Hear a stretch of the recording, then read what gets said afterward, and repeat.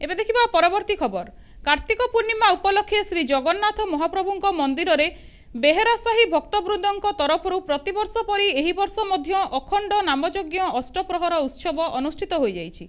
एही उत्सव प्रतिवर्ष कार्तिक पूर्णिमा दिन आयोजित होता है, जार उद्देश्य हेउछि मंदिर देवादेवींकर सेवा और सम्मान सहित प्रधान पूजा और श्री जगन्नाथଙ୍କ नाम कीर्तन करी संपूर्ण राति रे धार्मिक भावे पालन करा जाए।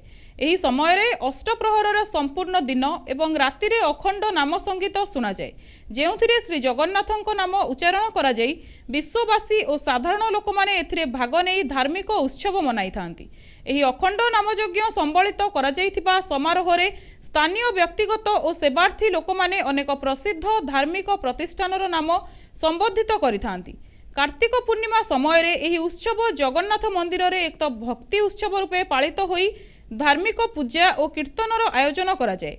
एथिरे प्राय 5000 ऊर्ध्व लोकंक पई अन्न प्रसादर व्यवस्था मध्य रखा जाइथिला।